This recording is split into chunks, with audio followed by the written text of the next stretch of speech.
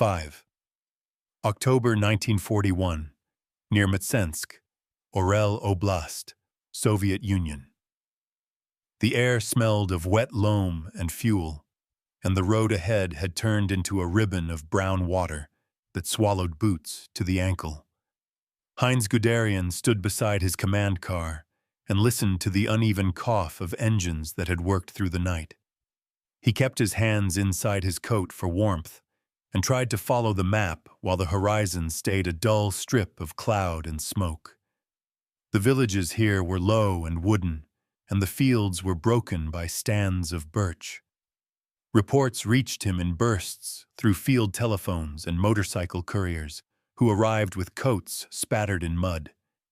A battalion commander spoke first, tense and clipped, saying that the forward companies of the 4th Panzer Division had met a line of new Soviet tanks that shrugged off the first shots. Another officer, voice low and careful, added that the armor seemed to be sloped and that rounds from the short 75 on the Panzer IV were breaking apart on the front plates. Guderian nodded and said they were to keep their spacing, bring the anti-tank guns up, and call in the sappers to lay charges if the ground allowed. He watched the riders disappear back down the road and then turned toward the east where the gunfire rolled like a long drum. He thought of speed and of surprise and of the long weeks since the river crossings in June, and he felt a thin thread of doubt for the first time since the drive began. He climbed onto the running board and looked out over the fields. The earth was too soft, and the tracks of the tanks had churned the soil into a heavy paste that stuck to everything. A staff officer pointed with his pencil to a small ridge line where the forward edge of the fight seemed to be moving. There the smoke hung close to the ground, and the flashes had a regular rhythm. It looked like a drill in a factory, and it made him uneasy. At the same time, the wider front was moving through a season of change that forced every army to adjust. In the summer, the German advance had surprised and surrounded entire Soviet formations. Kiev had fallen only weeks earlier, and the numbers from that pocket were enormous, with hundreds of thousands of prisoners and thousands of guns. Yet in these same weeks, the first mentions of a new Soviet tank had begun to appear in division reports and in the diary of the Army Chief of Staff in Berlin, who noted in August that this new machine carried thick, sloped plates and a powerful 76.2 millimeter gun that outmatched most weapons the forward troops carried. The model was known simply by a number that meant little to most soldiers at first. T-34. It had armor on the hull front of about 45 millimeters, arranged at an angle that turned many strikes away. It had wide tracks that spread its weight across the wet ground and allowed it to move where other vehicles stalled. Soviet factories at Kharkov and Stalingrad had begun producing it in growing numbers, and by the autumn, the flow of new tanks from those plants was steady even as the front shifted east and south.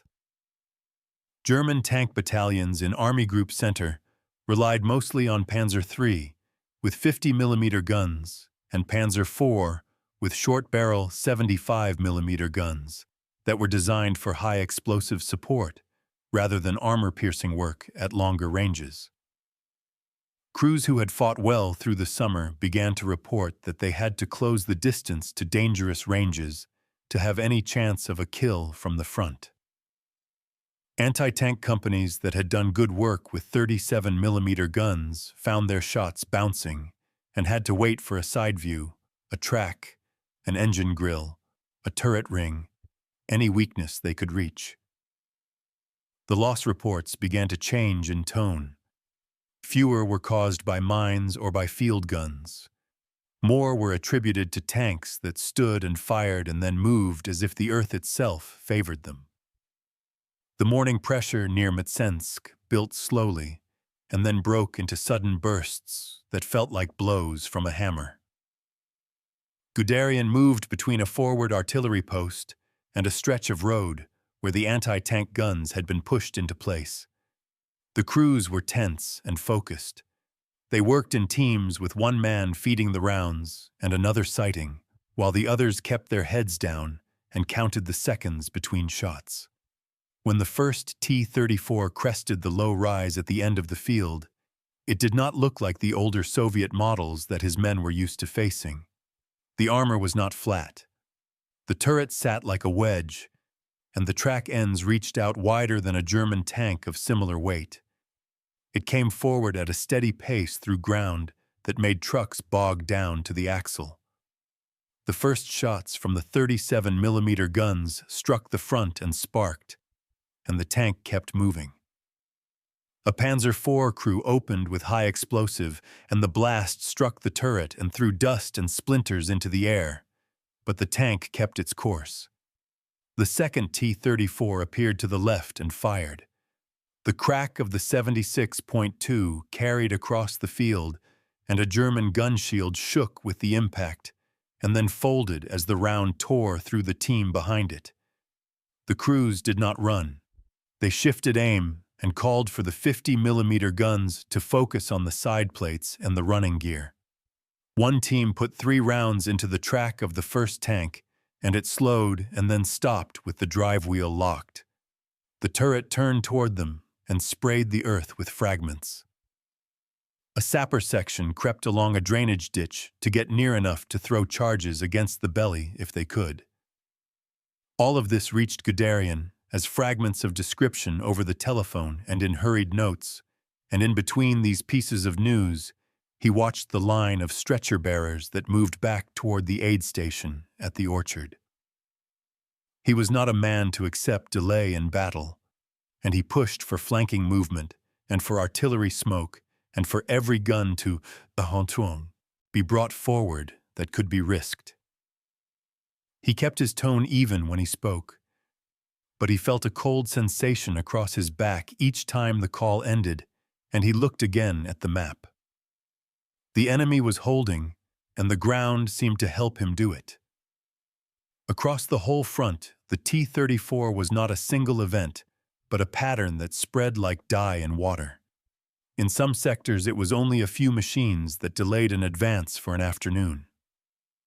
In others, it was a brigade that struck and broke apart an attack that had relied on the speed of the panzer force. Near Mtsensk, the Soviet commander Mikhail Katakov had brought together a force that learned quickly from each hour of contact. He placed his tanks where the fields forced narrow lines of approach. He used the cover of the birch stands and the folds in the earth. He did not hold still for long.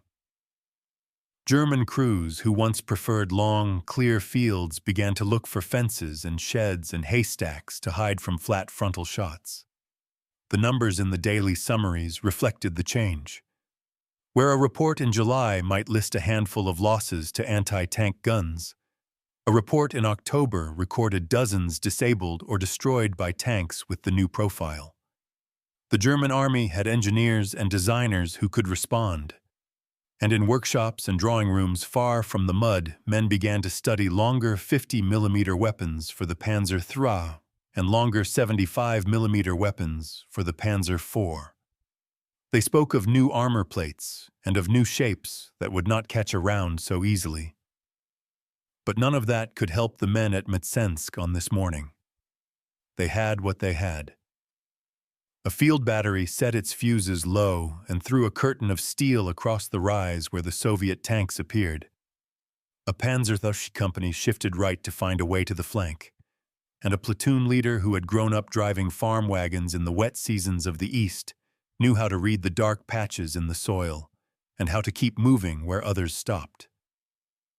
He found a firm line under the hedges and reached a place where he could aim at the side of a T-34 that had turned too far toward the center. He fired, and the second shot found the joint near the engine. Smoke rose and the tank stopped. The company cheered without shouting, all smiles and clenched fists. They had found a way, at least for the moment. The afternoon light over Mtsensk turned a pale silver as the clouds thickened and the rain began to fall in small, slanting threads that blurred the horizon. Guderian stood near the command half-track. its canvas roof sagging under the water, and watched his aides mark new positions on the map. He was calm in voice but inwardly restless. The Soviet tanks had withdrawn behind the line of birch and willow that bordered the small river Zusha, and now the ground between was littered with the wrecks of both sides. Mechanics moved among them, pulling bodies from hatches and scavenging parts. From the German side, the day had been costly. More than 20,000 tanks burned or disabled, and the reports spoke of others lost to mechanical failure in the mud. The T-34's had not been invincible, but their armor had forced every gun and every trick to the limit. Guderian ordered that one of the captured tanks be examined at once. By dusk, a small group of engineers, officers, and one Russian prisoner worked under the glare of a headlamp. They measured the armor with calipers, tested the slant with protractors, and tapped the plates with hammers to gauge the hardness. Guderian looked on without speaking, until one of his engineers, Major Fichtner, turned to him and said, "It is not magic, General, only clever design." The plates were thicker than those on any German tank of similar weight, and the slope added what the officer called apparent armor, meaning that a shot had to pass through more steel than the numbers alone suggested. The diesel engine, low and broad, gave steady torque and burned less fuel. The suspension, copied from the American Christie design, allowed high speed on rough ground. Every feature had purpose, and everyone exploited simplicity. Guderian noted these points in his journal later that night, under the dim light of a lantern that flickered each time a gust came through the tent flap. "The Russian has built the ideal tank for his land," he wrote. "We must match it, or we will lose the war of machines." While he studied that single tank, entire factories were already moving to expand the type's production. In Kharkov, the KHPZ plant, renamed Factory 183, had been evacuated east to Nizhny Tagil, where trains carried entire workshops, presses, and foundries through the autumn. Women and old men unloaded machines by hand and reassembled them in open sheds before the snow began. At Stalingrad, the Dzerzhinsky tractor factory shifted its entire output to the T-34 by September. Soviet records show that in 1940, the Red Army had only a few hundred of these tanks. By the end of 1941, it would field over 1,000, and by the following summer, more than 10,000. American and British observers would later write that never before had an army recovered industrially so quickly after such losses. German intelligence knew some of these figures through aerial photographs and captured documents, but few officers understood what the numbers meant in practice. Each tank that appeared at the front carried the labor of entire cities that had been pulled east beyond the reach of the Luftwaffe. The Soviet Union had become an armed factory, and the T-34 was its product, born of necessity and designed for the steppe. Against this rising tide, Germany depended on workshops still using skilled hand labor and precision assembly. Every Panzer III took weeks of careful fitting. Every Panzer IV required attention from trained specialists. When the losses grew heavy in the autumn, replacements could not keep pace. Guderian knew it, and he sent messages to Berlin, urging a complete rethinking of design and production. He was answered with caution, with talk of refinement and of upcoming models that would solve the problem.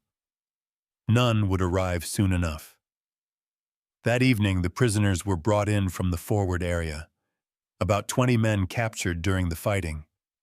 They were young, most of them, their uniforms stained with oil and earth. One, a tank driver named Andrei Petrov, spoke some German and was questioned by the intelligence officer in Guderian's presence. He described how they received the new machines, how they had trained for only a week before being sent to the line, and how they were told that the armor could withstand any German gun if they kept moving. He said their orders were to ambush the German spearheads, strike the lead elements, and then withdraw to the woods. Guderian asked him what he thought of the German tanks. The young man hesitated and then said quietly, "They are fine machines on the road, but in our fields they sink." The translator repeated the words, and Guderian nodded slowly. That simple sentence captured what his own staff reports had been showing for days. The soil, soaked by weeks of rain, was turning every road into a swamp. German logistics had been built for speed and hard ground. Now the mud consumed trucks, carts, and even horses. The advance on Orel and Tula was slowing, and each kilometer cost more fuel, more labor, and more machines left behind. In Berlin, staff officers traced neat lines of advance on large maps and spoke of taking Moscow before the snow. In the field, those lines crossed rivers without bridges and villages where the wells were dry and the roads were only memories. The soldiers dug their tracks out with shovels and wondered how far east the map could go before the world itself stopped. Across the whole Eastern Front, the same pattern repeated itself. The T-34 appeared first in small numbers, then by companies, then by battalions, and the psychological weight it carried was heavy. Crews of German tanks that once advanced with confidence now hesitated before open ground. They learned to call for artillery and for the new 88mm guns that had begun to appear in the anti-aircraft units pressed into tank killing roles. In letters home, officers tried to describe what they saw without revealing too much. Captain Hans von Luck wrote to his wife that the Russian tank resists us as if it were made from iron twice blessed. Another, Lieutenant Wolfgang Schneider, recorded in his diary, "We hit them again and again, and they come on. It is as if we are striking the side of a fortress that moves." German propaganda continued to boast of victory and to print images of burning Soviet machines. But within the armored corps, the mood was turning grim. They respected the T-34 even as they feared it.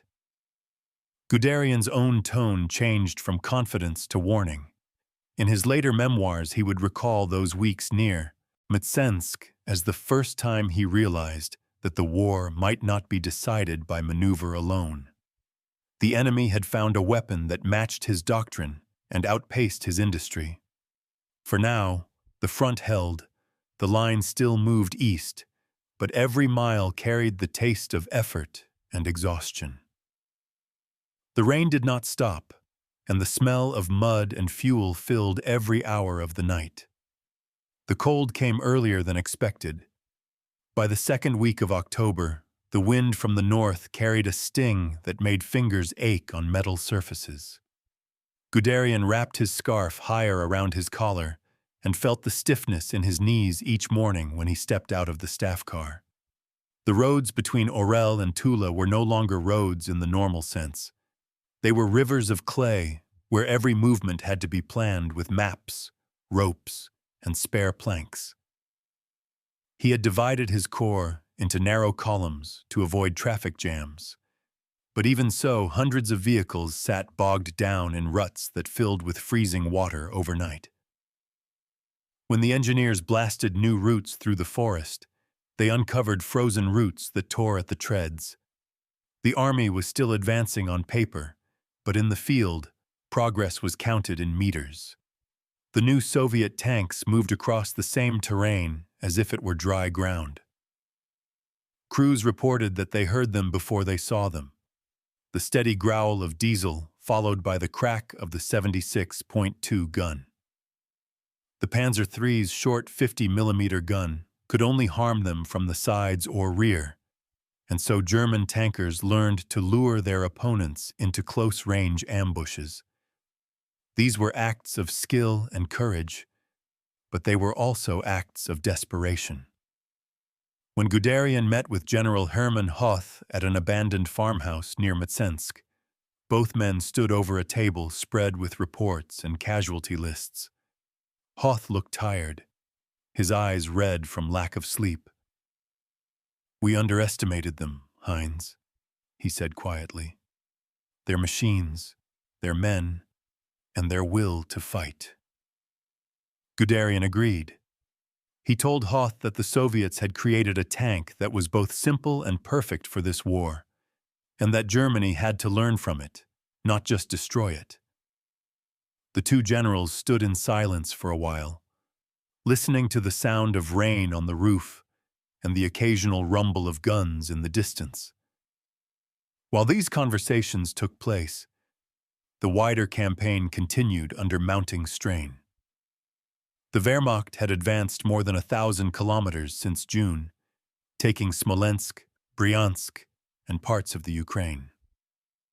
Yet the lines of supply stretched too far. Every day, trains brought fewer parts, less fuel, and less food. The army lived off the land, but the land was empty. Villages were burned or abandoned, the fields trampled. When German troops reached the city of Vyazma earlier in the month, they had taken hundreds of thousands of Soviet prisoners, but most were starving and barefoot. Behind the lines, the number of captured men exceeded what the logistics system could handle.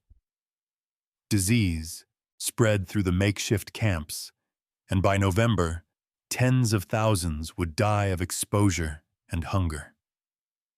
These were the darker sides of victory, the parts Guderian noted in his reports, but rarely spoke of aloud.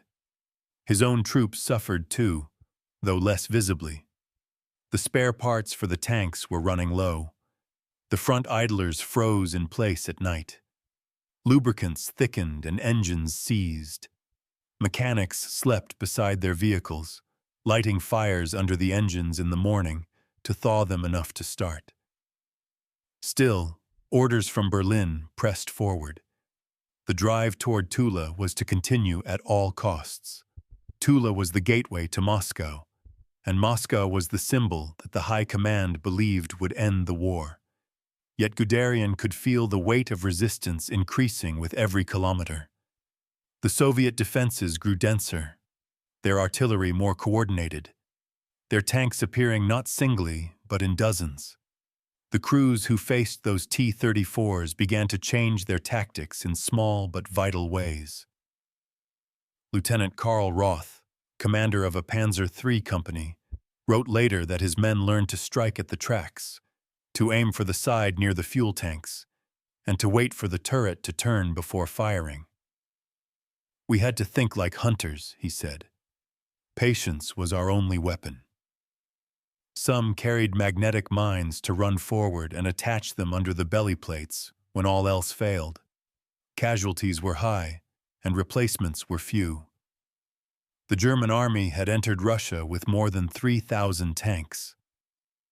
By mid-October, fewer than half were operational, many due to mechanical failure rather than enemy fire. The Soviet forces, meanwhile, were receiving reinforcements from the east, tanks and men drawn from factories that had been moved beyond the Urals. The German soldiers called it a flood that never stops. Guderian's intelligence officers began to bring him intercepted radio messages suggesting that the Soviets were reorganizing their armored corps around the T-34 as the standard model. It was not just a new tank. It was the foundation of a new way of war. The idea that a single design could be mass-produced and fielded across thousands of kilometers was foreign to German thinking, which prized precision and variation. Here was uniformity, scale, and relentless output. The Soviet way was crude in some eyes, but it was efficient. Guderian, ever the engineer at heart, understood the significance. "Quantity has a quality of its own," he told his staff grimly one evening as they reviewed fuel consumption charts by candlelight. As October turned to November, the frost hardened the mud and movement became possible again. But the cold was merciless. Men woke to find their canteens frozen solid, their bread hard as stone, and their fingers sticking to metal. The engines of the panzers, never designed for such temperatures, failed without warning. Crews stripped felt from houses and wrapped it around gearboxes. Fires burned in oil drums beside Usuhonsun, the road where soldiers stood to warm themselves for minutes at a time before returning to their tasks. The T-34’s, designed for this climate, moved more freely, their diesel engines starting even in sub-zero temperatures. German soldiers began to refer to them with grudging respect as the winter tanks.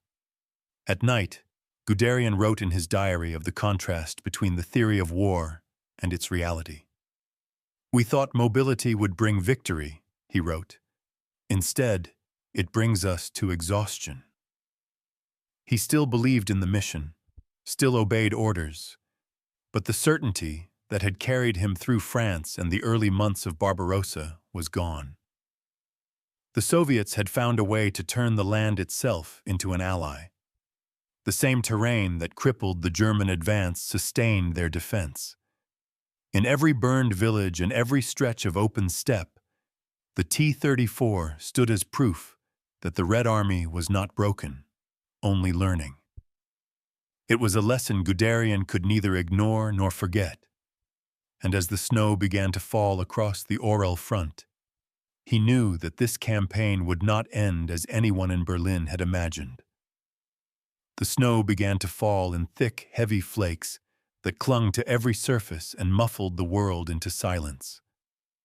The front near Tula lay frozen in a dull white haze, the smoke of burning fuel drifting low across the ground.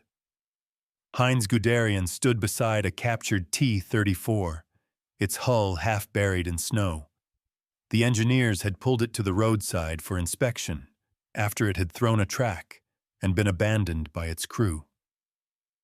He brushed the frost from the turret with his glove and ran his hand along the armor plate. The surface felt smooth, almost seamless compared to the rough welds of the German panzers.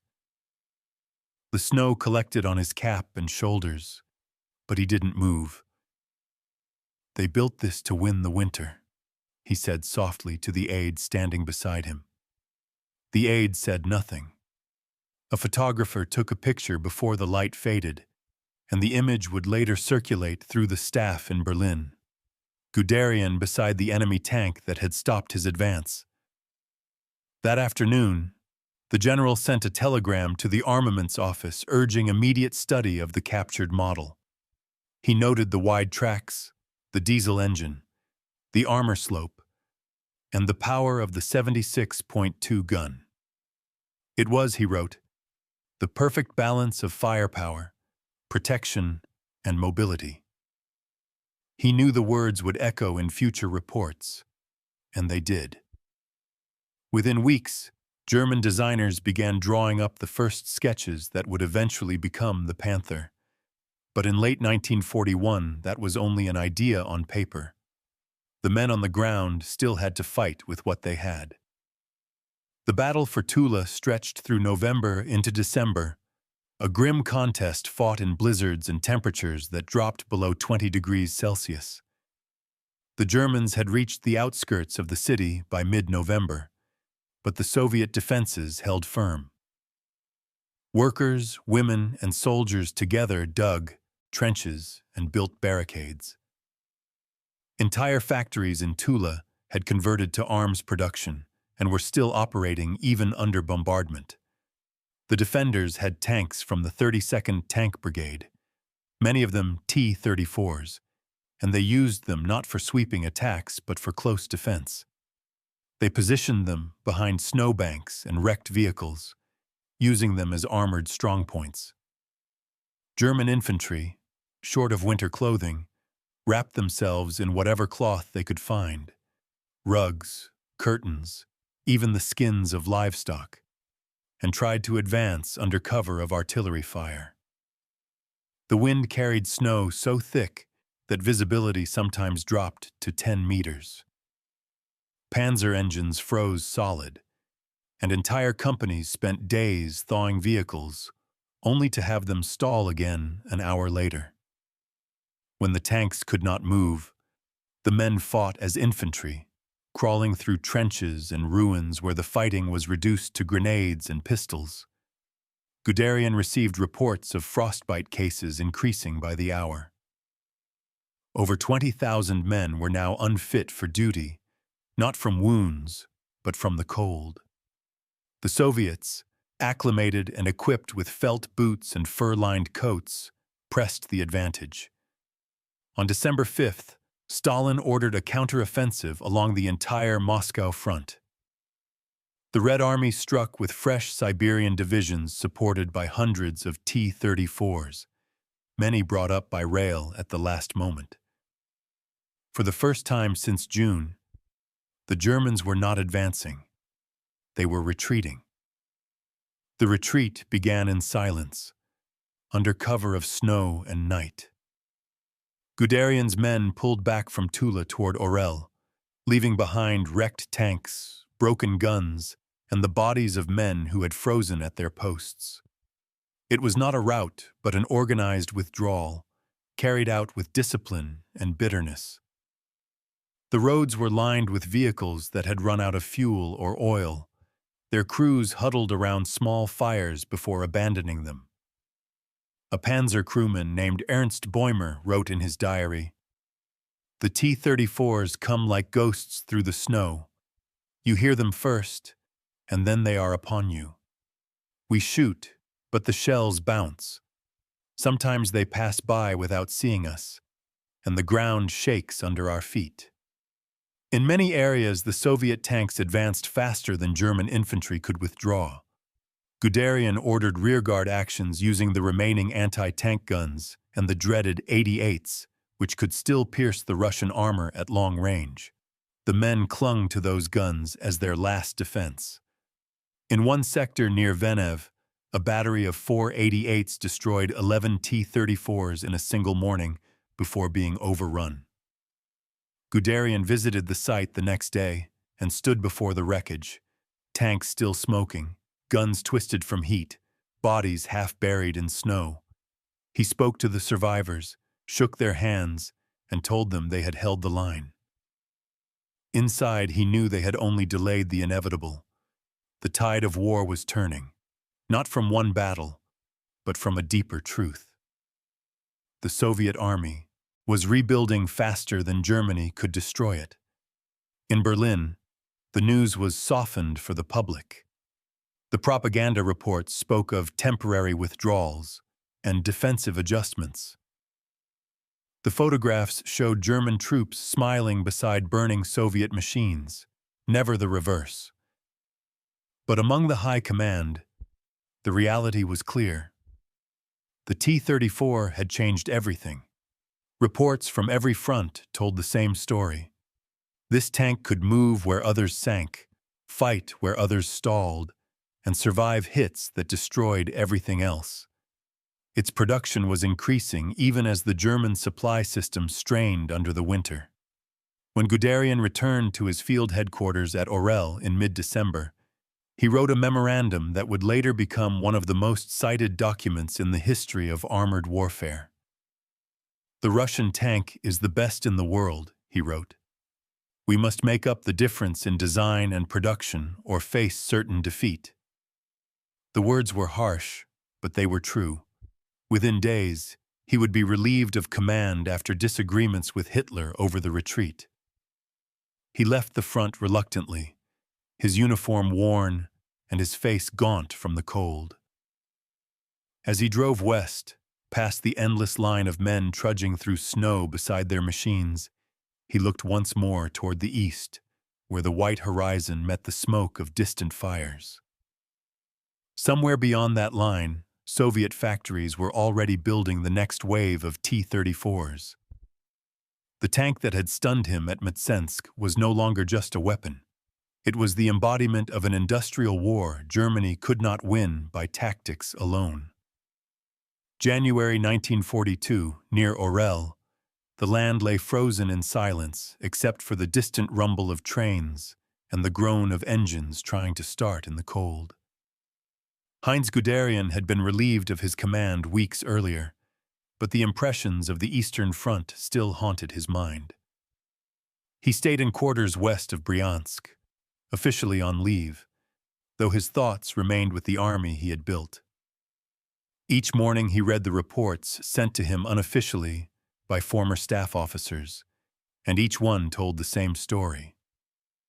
The front had stabilized, but at immense cost. Whole divisions were under strength, equipment was worn out, and morale had dipped. The T-34 appeared everywhere now, its presence changing the balance of battle wherever it went.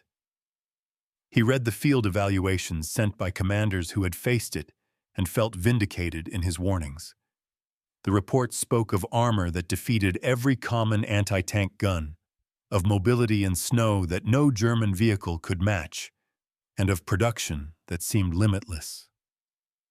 Factories east of the Urals, far from the reach of bombers, were now turning out hundreds each month. Even as the German armies froze in their positions, the Soviets were growing stronger. The T-34 had become not just a weapon, but a symbol. It appeared in Soviet newspapers, on posters, and in speeches. It was called the tank of the people, the shield of the motherland. And for once the words were not empty slogans. It was the weapon that had stopped the invader. While Guderian studied the numbers, German industry was beginning its slow response. In Stuttgart, Munich, and Kassel, teams of engineers were examining captured T-34's brought back from the front. They measured every angle and thickness, comparing them with existing German models. One engineer noted that the sloped armor increased the effective protection by nearly a third without adding weight. Another pointed out that the simplicity of the design meant it could be built quickly by workers with minimal training. They sent these findings to the Armaments Office, which issued directives for a new medium tank that would combine German technology with the Soviet concept. It would be heavier, carry a high-velocity 75mm gun, and have sloped armor. The early drawings were promising, but the process was slow. Germany's industrial system was not built for rapid change. Factories were already committed to the Panzer III and I-4 lines, and converting them would take months. Hitler himself became involved, demanding a tank that could defeat the T-34 in every respect.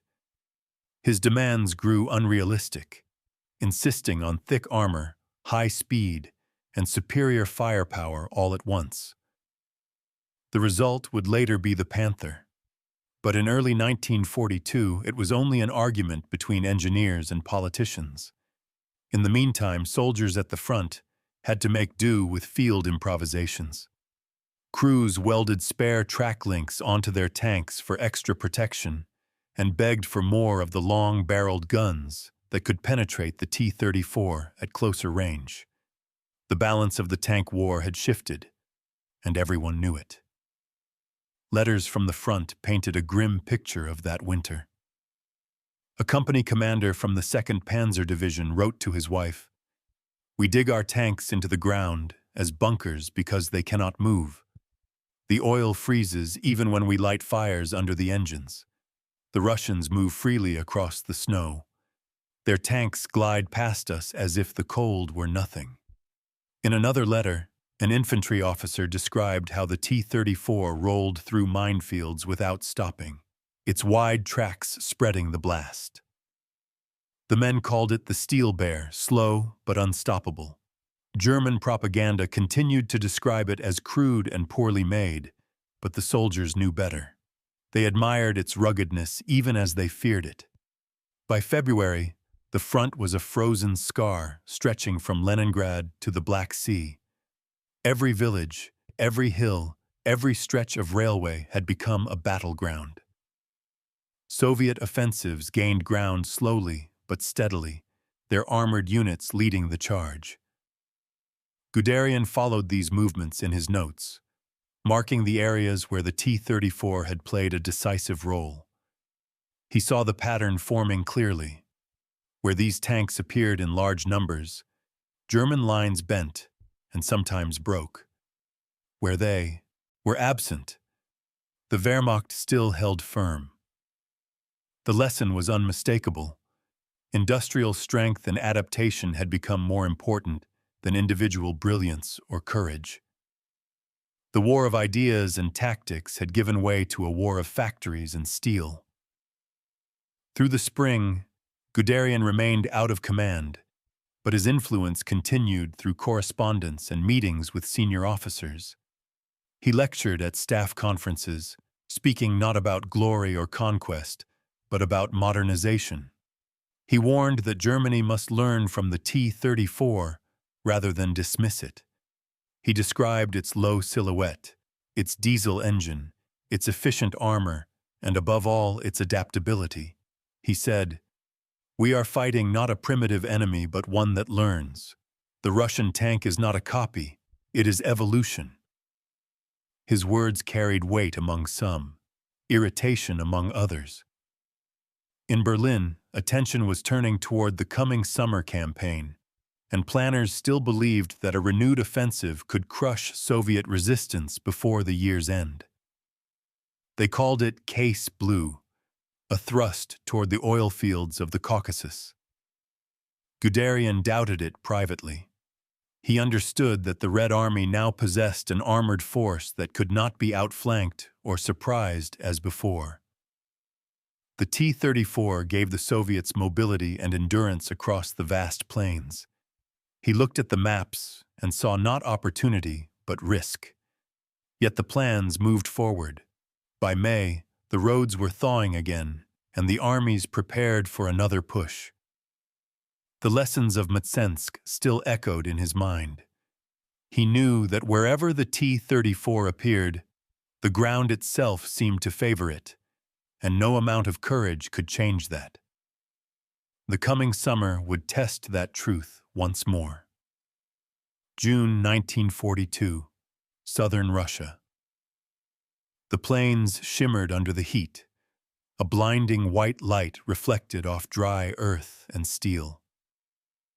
Heinz Guderian had been recalled to active service as an advisor, not yet restored to command, but once again within reach of decisions that shaped the war.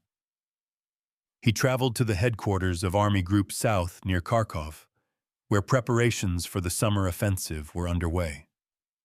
The operation, known as Case Blue, aimed to seize the oil fields of the Caucasus and cut off the Volga at Stalingrad. The maps stretched across long tables, marked with blue arrows pushing toward distant rivers and mountains. Generals spoke of rapid advances, of victory through mobility and surprise, the same faith that had guided them a year earlier. Yet among the tank commanders, the mood was different. They had learned from the winter, from Mtsensk, from the fields of Tula. The T-34 had become the specter in every conversation. Each regiment trained to face it. Each crew carried armor-piercing rounds that could barely dent its front.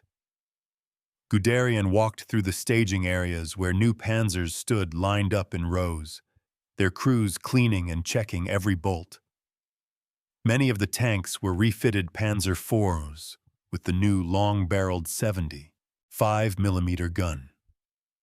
The weapon was powerful enough to pierce the Soviet armor at closer ranges, and for the first time since 1941, German crews felt they might stand equal again. The air smelled of fuel, dust, and anticipation. Officers spoke in low tones about the coming battles, and Guderian listened, noting how much had changed in 1 year. The confidence was cautious now, tempered by experience. Across the steppe, the Red Army was preparing as well. Soviet factories had reached a level of production that astonished even their own planners. In the first half of 1942, more than 5,000 T-34's rolled off the lines in Nizhny Tagil, Chelyabinsk, and Stalingrad. Entire assembly halls ran around the clock, powered by workers who lived and slept beside their machines. Many of them were women and teenagers, replacing men lost to the front. The tanks were painted in dull green, marked with slogans like, "For the Motherland," or "For Stalin." They rolled directly from the factory onto flat cars and went east. Soviet tank brigades now moved with a confidence that mirrored the Germans of 1941. They were not just defending, but counterattacking. Their generals, too, had learned. Mikhail Katukov, who had first stunned the Germans at Mtsensk, commanded the 1st Guards Tank Brigade and trained his crews to use mobility, concealment, and sudden concentration of fire. They no longer charged blindly into enemy lines, but struck where the terrain favored them. Intelligence intercepted by German radio units showed that the Soviets now coordinated tanks, infantry, and artillery far more effectively than before. Guderian read those summaries and saw in them the seeds of transformation. The Red Army had absorbed the lessons of its defeats faster than Germany could exploit its victories. By July, the offensive swept southward like a tide. The German armored spearheads reached Voronezh and then turned toward the Don. The heat was relentless, and dust coated everything. Columns stretched for miles, tanks and trucks moving under skies that shimmered with heat mirages. The new long-barreled Panzer IVs proved their worth, destroying T-34’s at distances that had once been impossible. For the first time, German crews could fight on equal terms. Guderian visited several units and spoke with tank commanders who described the satisfaction of meeting the Soviet armor head-on. "Now we can strike back," one captain said, his voice hoarse from dust. But even as local victories mounted, Guderian's analytical mind saw the imbalance beneath the surface. For every German tank destroyed, replacement would take weeks. For every T-34 lost, another was already on the way from the factories. The German advance consumed fuel faster than it could be delivered.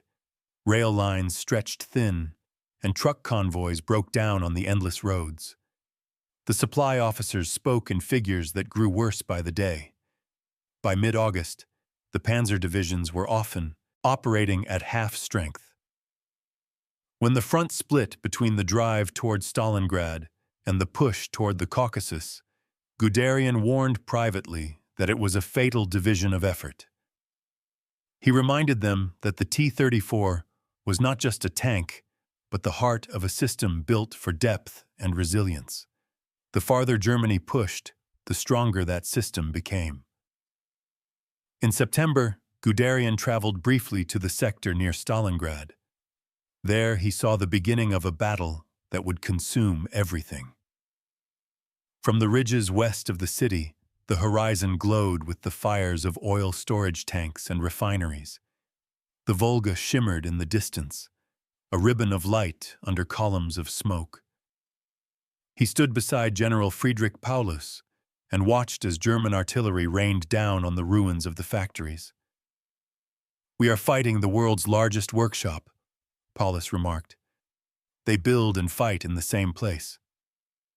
Guderian nodded. Inside those same burning buildings, Soviet workers continued to assemble T-34's under bombardment. Tanks rolled straight from the assembly line into combat, their paint still wet, their crews drawn from the workers who had built them. It was a sight beyond the comprehension of German doctrine. The concept of total war was no longer theory, it was reality. The enemy's capacity to endure had become its greatest weapon.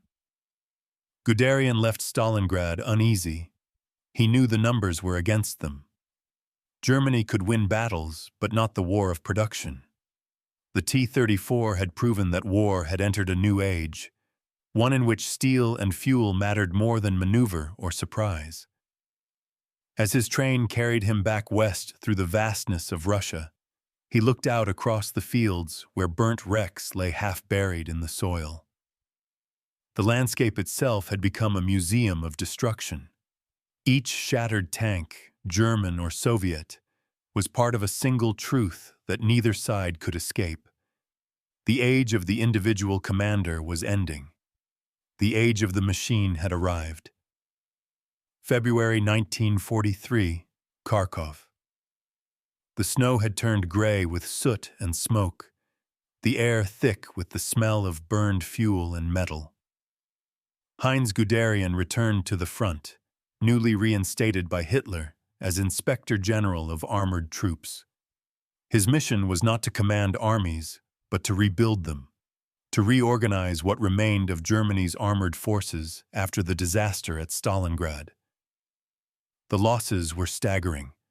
More than 300,000 men had been killed or captured, and over 1,000 tanks destroyed or abandoned. The armies that had once thundered across the steppe now limped back toward the Dnieper River, pursued by Soviet forces whose confidence had grown with every victory. Guderian visited Kharkov shortly after it had been retaken by the Germans in a counteroffensive led by Field Marshal Manstein. The ruins of the city stretched for miles, buildings hollowed out by fire, streets lined with wrecked vehicles half buried in snow. He inspected the remaining tanks, noting the mix of models, Panzer III's and IV's beside a few of the new Tigers and prototypes of the Panther. Their crews stood shivering beside them, faces hollow from fatigue and frostbite. "This is what remains of our armor," a colonel said to him quietly. Guderian nodded. He saw in those men the exhaustion of 2 years of endless war, but he also saw their determination. They still believed in their machines and in him. From the air, the Soviet advance looked unstoppable. Dozens of armored corps moved westward, their spearheads led by hundreds of T-34’s. The Red Army now possessed more tanks than Germany had built since the start of the war. Reports from reconnaissance units described entire columns stretching across the snow, their engines sending plumes of black smoke into the sky. Each time the Germans destroyed one formation, another appeared. The T-34 had become the foundation of Soviet strategy. It could cross frozen rivers, climb steep slopes, and fight in any weather. Its armor had been improved slightly, its gun lengthened, and its production methods simplified even further. Soviet tank crews trained in weeks rather than months, and replacements arrived continuously. Guderian studied the intelligence summaries and felt a grim respect. The Soviets had achieved something Germany never could: complete standardization. Every T-34 shared the same parts, the same tools, the same manuals. A factory in the Urals could produce a component that would fit a tank built in Stalingrad without modification. This efficiency gave the Red Army a flexibility that Germany's complex system could never match. When a tank was damaged, Soviet mechanics repaired it in hours. When a German tank broke down, it often waited days for the correct part to arrive.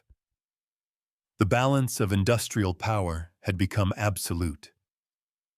In the spring, as the snow began to melt, Guderian traveled across Germany to inspect the new Panther divisions being formed. In factories at Kassel, Nuremberg, and Hanover, he watched as the assembly lines worked under the constant threat of Allied air raids. The Panther was Germany's answer to the T-34. With sloped armor, a powerful 75mm high-velocity gun, and an engine capable of 40 kilometers per hour. It was a masterpiece of engineering, but a nightmare of production. Each one required twice the labor and materials of a T-34. The components came from dozens of subcontractors, and small delays rippled across the system. Guderian admired its design but worried about its complexity. "We have built a thoroughbred," he wrote in a report, "while the enemy builds workhorses." Still, he pushed for faster production, knowing that without these tanks, Germany would lose the next great battle that everyone sensed was coming. The Wehrmacht planned to strike once more in the summer, to regain the initiative and crush the Soviet bulge around Kursk. Guderian argued against it privately, calling the plan premature. The Panther units were not ready, and the new Tigers suffered from mechanical faults. But the decision had already been made. The High Command believed that one final offensive could turn the tide. It would be the largest tank battle in history. In July 1943, the Battle of Kursk began. More than 6,000 tanks and armored vehicles clashed across the fields between Orel and Belgorod. The noise was unearthly, engines roaring, guns firing, shells screaming across the plains. Guderian was not at the front, but followed the reports hour by hour from headquarters. At first, German forces made progress, breaking through the first Soviet defensive lines.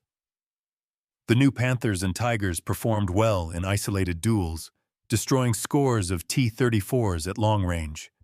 Yet the scale of the Soviet defenses was overwhelming. Minefields, trenches, and hidden guns slowed the advance. Soviet tank armies waited in reserve, striking back when the Germans were most exposed. In the fields near Prokhorovka, hundreds of tanks collided at close range, firing point-blank in clouds of dust and smoke. The T-34’s swarmed around the heavier German tanks, firing until their barrels glowed red. German crews fought with skill and courage, but the numbers were impossible. By the time the battle ended, the Soviets had lost thousands of tanks, but they replaced them within weeks.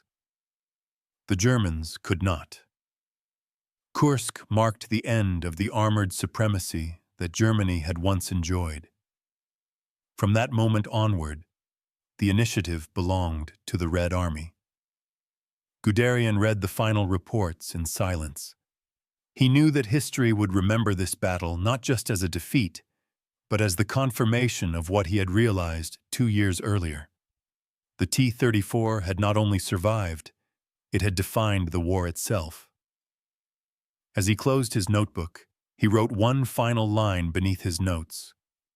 "We were not defeated by men, but by machines built for a different world."